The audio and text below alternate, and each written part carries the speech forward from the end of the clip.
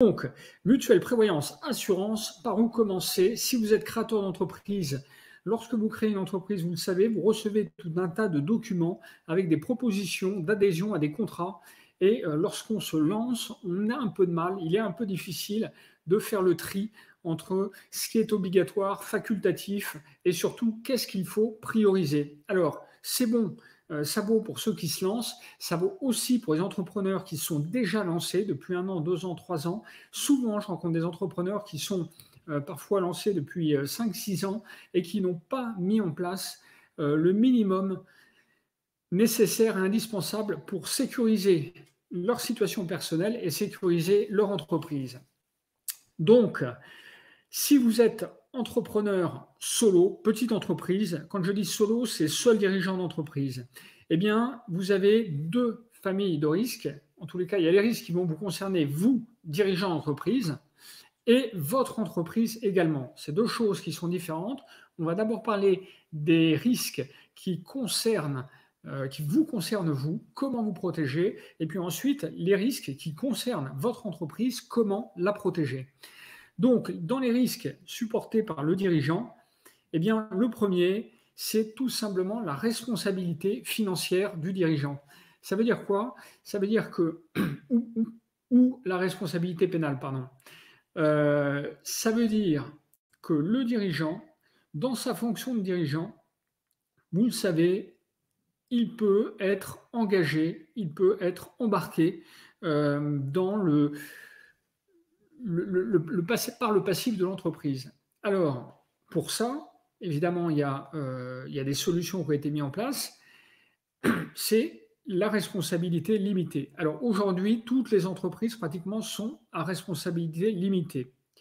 Si ce n'est pas le cas, si vous êtes en entreprise individuelle, notamment si vous êtes micro-entrepreneur, sachez qu'il y a la possibilité de protéger votre patrimoine personnel en faisant une déclaration de patrimoine affecté à votre entreprise qui permet de protéger, de limiter l'exposition de votre patrimoine et de votre responsabilité financière. Mais attention, il y a un autre élément que peu d'entrepreneurs connaissent, c'est que malgré tout, quand on est en SARL, SAS, EURL, la responsabilité du dirigeant peut être engagée. C'est par exemple le cas si elle est liée à une erreur de gestion, voire à une fraude pénale ou à une faute pénale. Je vais vous prendre un exemple très simple et concret.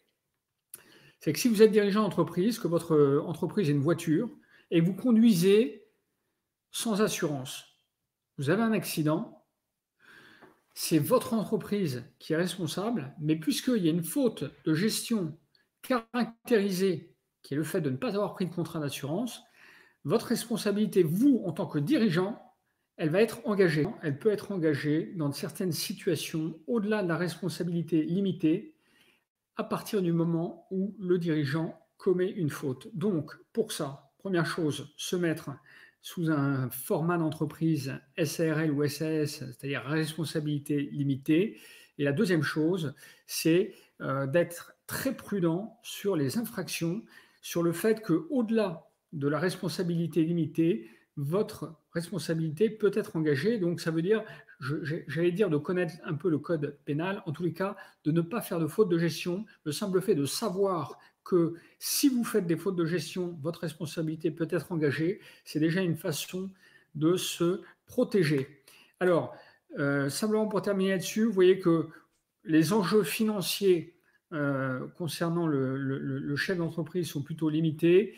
La probabilité que vous soyez dans cette situation est assez faible. Et vous allez voir que chacun des risques, on va les analyser sous ces deux angles, l'enjeu financier et la probabilité. Et puis la solution, je vous donnerai des solutions. Donc là, elle est évidente, la solution, c'est de se mettre sous un format à responsabilité limitée en évitant la faute de gestion. Alors le deuxième sujet, c'est les accidents de la vie du dirigeant. Ça veut dire quoi? Ça veut dire que si vous arrive un imprévu à vous, dirigeant, un imprévu de santé très important. Donc ça peut être un accident corporel, un AVC, quelque chose de sérieux qui vous empêche de travailler pendant une certaine durée et qui vous immobilise. Bon, non seulement qui vous empêche de travailler, mais de ce fait-là, qui vous empêche de générer un revenu et donc qui casse vos revenus, qui coupe vos revenus. C'est ce qu'on appelle donc les risques d'invalidité ou de décès. Alors, en cas de décès, le risque, il est pour votre famille, c'est-à-dire que si vous étiez la seule source de revenus, eh bien, votre famille risque de se retrouver dans une situation financière difficile. Bon, pour ça, il y a des contrats, c'est ce qu'on appelle les contrats de prévoyance. Donc, l'enjeu financier, il est très important. Il est très important parce que dans le pire des cas, on va être un peu comment dirais-je, objectif et j'allais dire sérieux. On va parler de choses un peu délicates. Voilà. Si vous arrive un accident grave, le pire, c'est le cas où le dirigeant d'entreprise se retrouve à l'hôpital, immobilisé, et d'une part, n'a plus de revenus, et d'autre part, a des coûts médicaux très importants. Donc, il perd à deux aspects, sur les entrées d'argent, sur les sorties d'argent. L'enjeu financier, vous le comprenez bien, est très important. Parce qu'au lieu, par exemple, de rentrer 3 000 euros par mois, il va devoir sortir 3 000 euros par mois sans nécessairement avoir les rentrées. Donc, ce risque-là, ce risque invalidité, décès du dirigeant d'entreprise, c'est un risque clé, très important, qu'il faut absolument couvrir, même si la probabilité, vous le voyez, est très très faible. Donc, pour ça, il y a des contrats d'assurance et de prévoyance. Ça coûte à partir de 90 euros par mois, même un peu moins encore. Mais pour 90 euros par mois, vous allez avoir, en cas d'invalidité permanente, vous allez avoir l'équivalent de une rente d'à peu près 1200, 1500 euros. D'accord? Donc, c'est très, très important de mettre en place, dès le début, une protection si vous avez des charges de famille et si vous n'avez pas d'autres sources de revenus ou de patrimoine. Donc, les seuls cas où je recommande aux entrepreneurs, en effet, de ne pas mettre en place de contrat de prévoyance, c'est pour ceux qui ont un patrimoine important ou qui ont autour d'eux un cadre familial qui pourra faire face en cas de difficulté financière. Voilà, donc c'était un peu le moment sensible, dans le sens où on parle vraiment des situations les pires. Vous allez voir que on va passer à autre chose, moins dramatique. Voilà. Mais c'est vraiment un point important. La prévoyance, enjeu financier très important, probabilité plutôt faible. Les frais médicaux. Alors, les frais médicaux, c'est tout ce qui concerne la prise en charge de vos frais médecins, consultations médecins, médicaments, etc. Alors en général, c'est ce que les entrepreneurs, c'est le premier risque que les entrepreneurs souhaitent couvrir en prenant une mutuelle. Bon, l'enjeu financier, il est très faible parce que vous avez rarement plus de 100 ou 200 euros de frais médicaux par mois. Et ce n'est pas ça qui va vous mettre au tapis. C'est que si vous n'avez pas de mutuelle, vos frais médicaux, ils ne vont pas s'envoler. Ce qui risque de s'envoler, c'est si vous êtes hospitalisé. C'est le cas précédent. Mais là, les frais médicaux, l'enjeu financier, il est relativement faible. La probabilité que vous ayez des dépenses de frais médicaux est élevée par contre. Donc on a l'exact opposé du cas précédent. On a un enjeu financier qui n'est pas très élevé avec une probabilité qui est élevée. La solution, c'est de mettre en place une mutuelle. Mais vous comprenez bien qu'il n'y a pas d'obligation, il n'y a pas d'urgence à mettre en place une mutuelle. Voilà. Si vous n'avez pas de mutuelle, vous n'allez pas vous retrouver en situation financière compliquée, comme vous pouvez vous le retrouver en cas d'accident. D'accord ? C'était le deuxième point. On avance et puis je regarderai après les questions parce que vu les petits problèmes techniques que l'on a, on a perdu un peu de temps. La retraite. Alors la retraite, ce n'est pas un risque en tant que tel, mais ça fait partie des contrats qui sont un peu balancés sur la tête des entrepreneurs, notamment la première année. Ils reçoivent des documents leur proposant ou leur imposant de souscrire à des contrats de retraite. Donc la retraite, ben, ça dépend un peu de votre âge, ça dépend de votre parcours professionnel.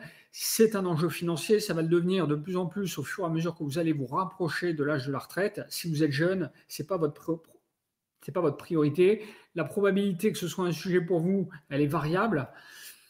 Il n'y a rien de dramatique à ne pas mettre en place de contrat de retraite parce qu'en général, il y a quand même un système de retraite obligatoire minimum qui fait que même si vous mettez rien, vous aurez une petite pension de retraite. Par contre, si vous ne mettez vraiment rien, aucun complément, sachez que cette pension, elle sera faible. Voilà, et la solution pour couvrir ce risque, c'est de mettre en place des contrats de retraite complémentaires. Le chômage du dirigeant. Le chômage du dirigeant. Alors ça, même chose, vous allez recevoir, en général, on ne le reçoit pas la première année, mais on le reçoit après 2-3 ans d'activité, des propositions d'adhésion, de souscription à des contrats d'assurance chômage du dirigeant. Évidemment, en tant que dirigeant, vous n'avez pas le droit aux indemnités du Pôle emploi. Vous ne pouvez pas vous inscrire au Pôle emploi si vous perdez votre activité. Donc, il y a des associations, dont une, la GSC la plus connue, qui a été mise en place par le MEDEF, etc., qui propose, moyennant cotisation, de vous verser des indemnités au cas où vous déposeriez le bilan. Alors, le tout, il faut savoir que ça existe. Bon, néanmoins, la vérité sur ces contrats, c'est que c'est des contrats qui sont extrêmement coûteux. C'est-à-dire qu'au lieu d'être vraiment mutualisés comme le système du Pôle emploi, où vous pouvez en fait vous profiter d'un système qui est très généreux quand vous êtes salarié, vous touchez le Pôle emploi et puis vous pouvez le toucher pendant 3 ans, même si vous avez cotisé que pendant 18 mois. Là, le système du chômage des dirigeants, ce que vous allez toucher comme indemnité est directement lié à ce que vous avez versé. Donc, c'est un système, je ne vais pas trop le détailler parce qu'il faudrait y passer plus d'une heure, mais c'est un système qui est coûteux, qui fonctionne, mais pour commencer à toucher par exemple des droits, il faut cotiser pendant 12 mois. Mais si vous cotisez pendant 12 mois, vous pourrez toucher des indemnités pendant 12 mois, pas plus. Et ces indemnités, elles seront proportionnelles à ce que vous aurez versé en termes de cotisation. Donc, ce n'est pas du tout aussi puissant que le Pôle emploi en termes de protection sociale. Donc, moi, ce que je recommande, c'est de mettre en place ce type de contrat à partir du moment où vous êtes dirigeant, mais que vous n'êtes pas l'actionnaire majoritaire. C'est-à-dire lorsque, quelque part, c'est vos associés qui payent le système. Et d'ailleurs, c'est souvent dans ces cas de figure-là que c'est mis en place. C'est-à-dire lorsqu'il y a un dirigeant qui n'est pas majoritaire et qui demande pour différentes raisons aux associés le bénéfice d'une assurance chômage. Voilà. Donc sachez que ça existe et sachez que si vous voulez le mettre en place, ça va quand même vous coûter un bras. Maintenant, les risques supportés par l'entreprise.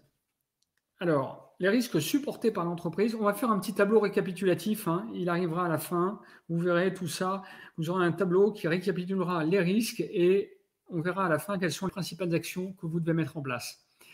Risques supportés par l'entreprise, le premier, c'est la responsabilité civile, ce qu'on appelle la responsabilité civile. Donc, c'est un enjeu qui est financier. Concrètement, c'est quoi ? C'est le fait que votre entreprise, dans le cadre de son activité,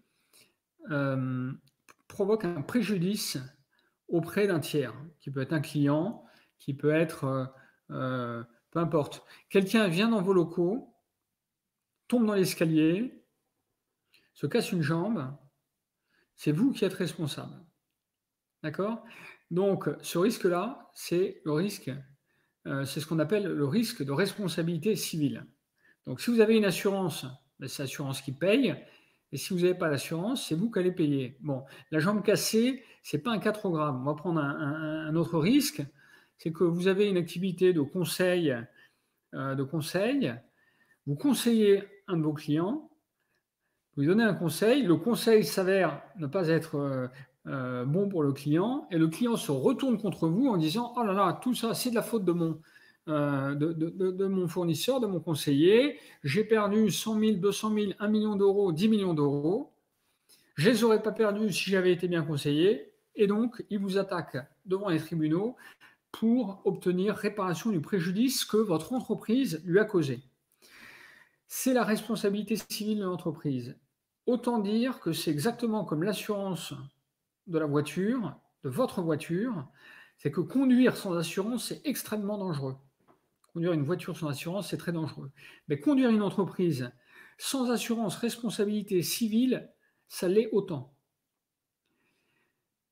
C'est vraiment très important. J'insiste là-dessus. Alors souvent, j'ai vu des entrepreneurs me dire: «Oui, mais moi, risque zéro. Risque zéro parce que je suis consultant, sous-traitant à la Société Générale, je travaille dans leurs locaux, etc., etc.» Il n'y a pas de risque zéro en termes de responsabilité civile. C'est faux.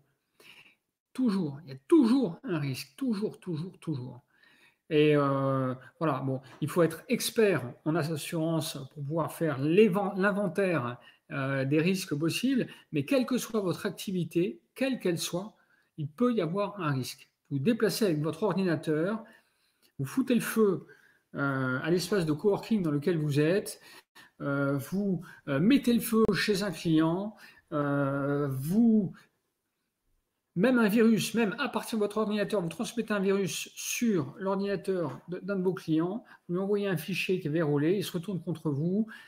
S'il est démontré que vous étiez responsable, c'est votre responsabilité qui peut être engagée. Donc, la responsabilité civile professionnelle, la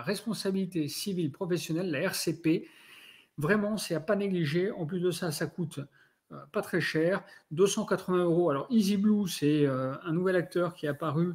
Je vous l'ai mis là, je vous donnerai quelques noms, quelques références en fin de cette formation. 280 €, voilà, pour quelques centaines d'euros, vous dormirez tranquille. Dans le pire des cas, enfin dans le meilleur des cas, ça ne vous sera coûté que 280 € et ça servira à rien. Dans le pire des cas, si jamais vous êtes exposé à ce risque, eh bien, vous aurez sauvé votre entreprise. Je vais regarder les questions si vous en avez. La loi Pacte, le POR. Ah bon, alors, d'accord. Je vois qu'il y a alors la loi Pacte, le PER. Là, je ne vois pas de quoi vous voulez parler. Il y a mieux qu'EasyBlue et moins cher. Ben, je suis preneur. N'hésitez pas à m'indiquer qui, quoi. Je vais regarder et puis je l'intégrerai dans nos webinars si c'est utile. Voilà, donc n'hésitez pas, hein, je suis désolé pour ceux qui nous ont rejoints en cours de route. Il y a un petit problème, j'ai un petit problème technique qui m'empêche de vous partager véritablement, décidément, on va y arriver, qui m'empêche de vous partager tous les documents comme j'avais prévu de le faire. On va y arriver. Voilà, alors attendez. Tac, tac, tac, j'arrive. On va reprendre là où on en était. Voilà. La retraite, on en a parlé. Le chômage dirigeant, on en a parlé. Bon, il y a un slide qui a disparu. Voilà, c'était celui-là. Celui que je voulais vous montrer, c'était celui-là. Pour ce qui est des risques liés, alors j'espère que vous le voyez bien. N'hésitez pas à me le dire si vous ne voyez pas. Donc là, voici le tableau récapitulatif. Pour ce qui est du dirigeant, la responsabilité du dirigeant, personne physique, vous voyez ce que je vous disais tout à l'heure, le véritable enjeu, c'est l'ARCP, c'est accident grave de la vie. C'est ce risque-là qu'il faut absolument couvrir. C'est très important. Bon, les autres risques, on l'a vu tout à l'heure, ils sont limités.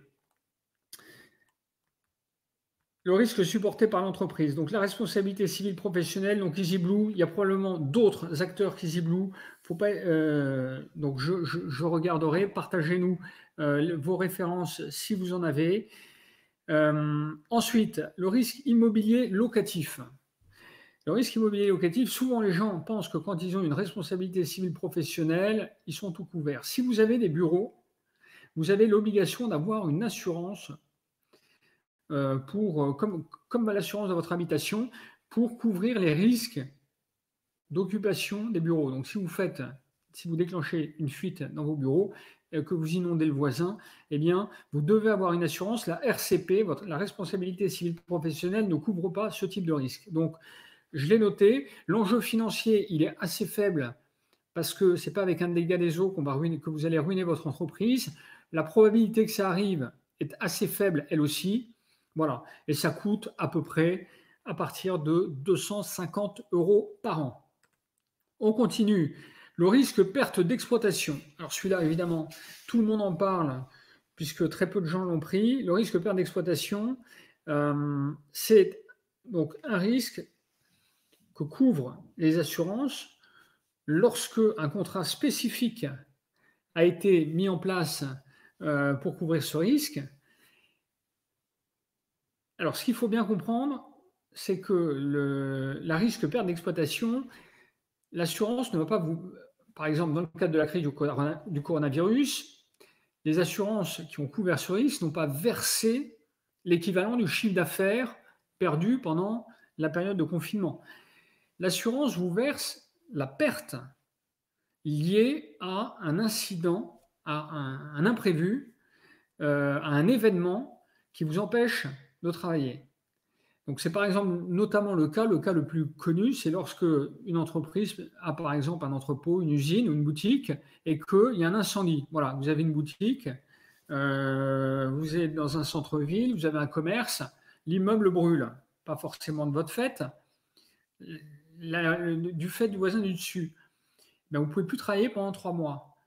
L'assurance risque d'exploitation va venir vous verser le montant du bénéfice et de la marge qu'aurait généré votre activité si elle avait tourné. Donc si votre marge c'est 20% de votre chiffre d'affaires, eh bien l'assurance vous verse 20% de votre chiffre d'affaires tous les mois. Donc c'est une assurance qui vise à permettre aux dirigeants de se payer et à l'entreprise de tourner pendant la durée du sinistre. D'accord? Donc là, en l'occurrence, on sait très peu de cette fameuse histoire d'AXA qui a été condamné à payer en première instance un restaurant du fait de la crise du coronavirus. Comment calculer la perte d'exploitation, sachant que à côté de ça, eh bien, les restaurants vont toucher des aides du fonds de soutien et le PGE pour la plupart d'entre eux, même si le PGE, bon, en termes d'exploitation, ce n'est pas un profit, c'est un emprunt qu'il faut rembourser. Bon, tout ça pour dire, l'assurance perte d'exploitation, il y a assez peu d'entreprises qui le prennent. Là aussi, si vous êtes à la tête d'une petite entreprise, si vous avez votre propre entreprise, que vous êtes seul ou que vous êtes une petite équipe, c'est assez rare parce que ça coûte assez cher, hein, cette assurance. Voilà, donc j'en parle là pour que vous sachiez, parce que peut-être que votre assureur vous en aura parlé. En tous les cas, sachez que c'est assez peu fréquent dans les petites entreprises. La protection sociale des salariés, très important. La protection sociale des salariés. Alors ça, c'est très très important, même si vous n'avez qu'un seul salarié. Je vais vous raconter une histoire vraie que j'ai vécue là aussi avec un client, un entrepreneur que j'accompagnais et qui va vous montrer à quel point ça peut mettre dans une situation vraiment très difficile. Les enjeux financiers là-dessus sont importants. La probabilité est très faible. Ça consiste en quoi? Si vous avez un salarié, vous avez l'obligation, notamment si c'est un cadre, de lui payer une assurance, une prévoyance, contrat de prévoyance. Donc une assurance au cas où il a une invalidité ou à sa famille au cas où il a un décès. Si vous ne le faites pas, c'est vous, l'entreprise, qui en cas d'invalidité ou de décès, allez devoir payer ce que l'assurance aurait dû verser à la famille vous aurez dû lui verser. D'accord? Donc je vous raconte une histoire qui est vraie. J'ai une entreprise que j'accompagnais il y a quelques années à Paris. Ils embauchent une assistante marketing. C'était une petite entreprise, hein, 5 personnes. Ils embauchent une assistante marketing et ils ne voient pas que dans la convention collective, la convention collective les oblige à offrir un contrat de prévoyance auprès de leurs salariés. La jeune fille était assez jeune, puis la loi venait de changer, donc il ne le savait pas. Et puis, bon, nous, experts comptables, on l'a prévenu. Le temps qu'ils mettent les choses en place, la jeune fille tombe malade, hospitalisée et invalidité à vie. Et elle avait moins de 30 ans. Elle fait en fait une grosse dépression et quelques années plus tard, elle est déclarée vraiment invalide, c'est-à-dire qu'elle ne pourra jamais travailler. Donc la famille prend contact avec son dernier employeur. Cette personne est restée moins de 3 mois dans l'entreprise.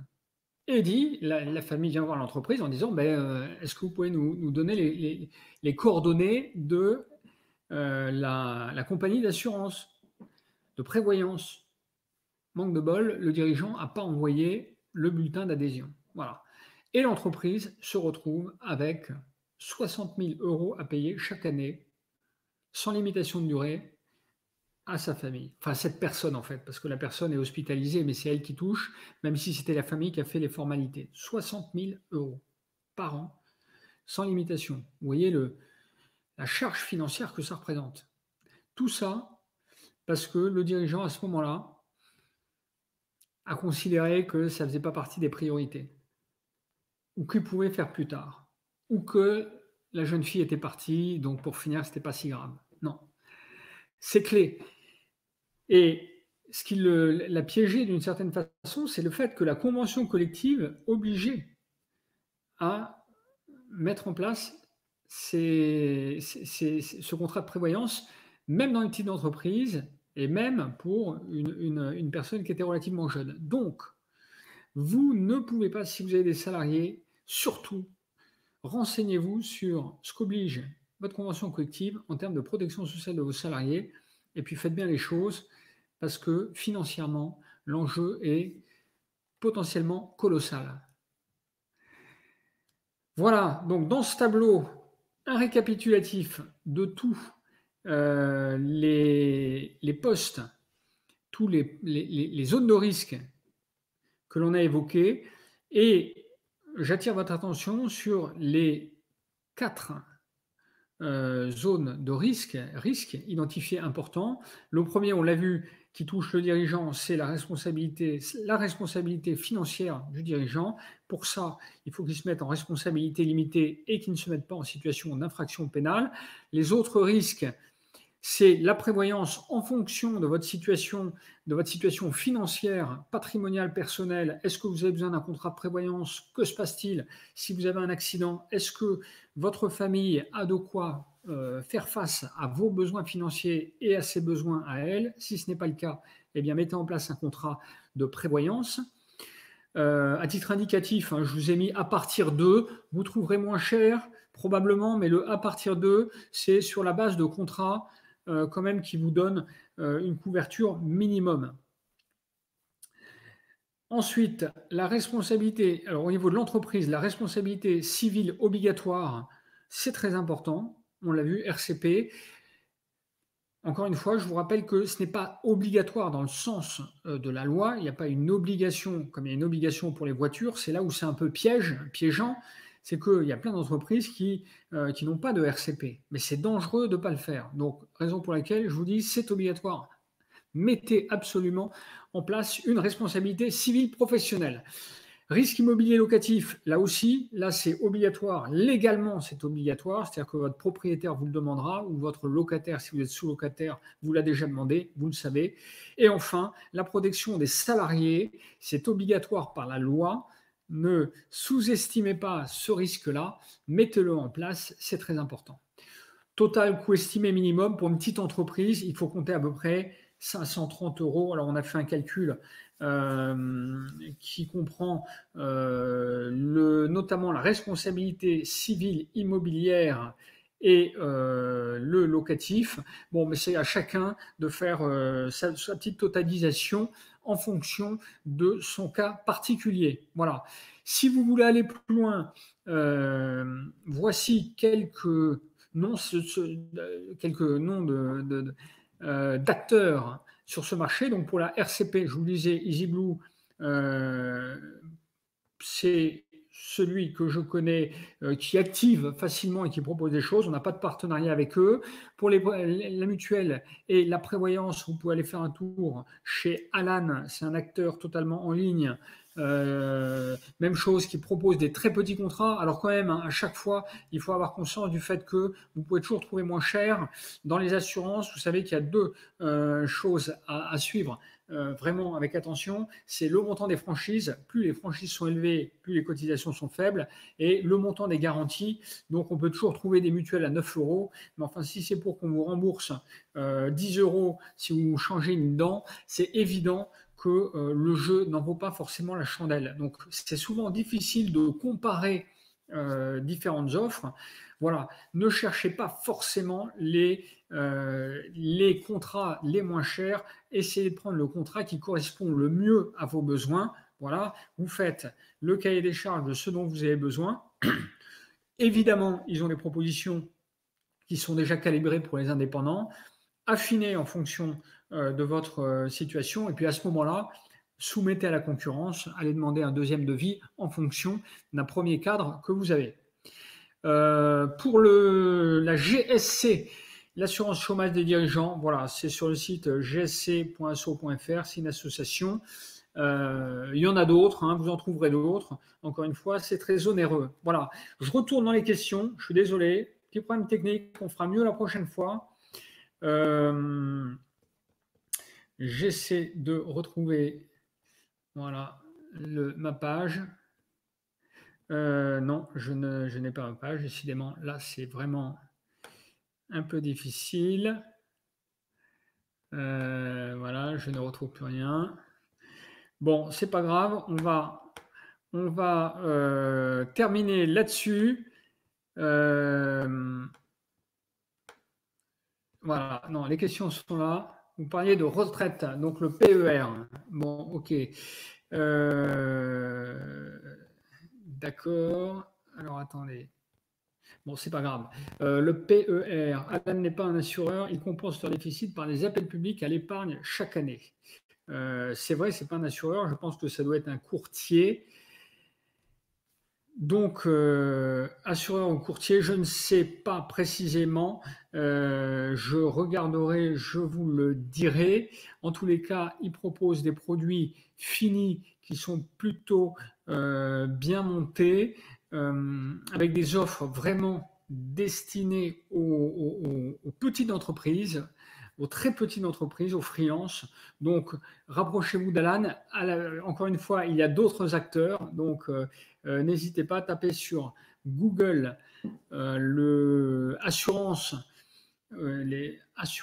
ou assurance freelance, prévoyance freelance, mutuelle freelance, et vous aurez plein de propositions. Voilà, s'il n'y a pas d'autres questions, merci pour votre participation. Alors, Sofraco, une question de Maxime. Si pas de mutuelle, peut-on passer les dépenses dans l'entreprise comme les lunettes, par exemple? Bonne question. Alors, non, vous ne pouvez pas du tout passer les dépenses. Vous ne pouvez pas passer les dépenses de santé dans les charges d'entreprise si vous n'avez pas de mutuelle. Le système de la mutuelle, ça permet justement quelque part de passer ces dépenses, mais de façon indirecte. Donc vous ne pouvez pas les passer directement, pas les soins dentaires, pas les frais médicaux et pas les lunettes. Voilà, je suis désolé. Encore une fois, 1000 excuses pour ces incidents techniques. On va vraiment s'entraîner pour le prochain webinaire. Il a lieu la semaine prochaine, ça concernera les stagiaires. C'est un peu la saison des stagiaires. En tous les cas, pour la rentrée, un certain nombre d'entre vous souhaitent prendre des stagiaires à partir du mois de septembre. Donc, je vous expliquerai les points de vigilance. Quand on prend un stagiaire, la réglementation change tout le temps. N'hésitez pas à vous réinscrire. Je vous promets qu'au niveau technique, je ferai mieux. D'ici là, bonne soirée et bonne fin de semaine. Bonne semaine à tous. À très bientôt.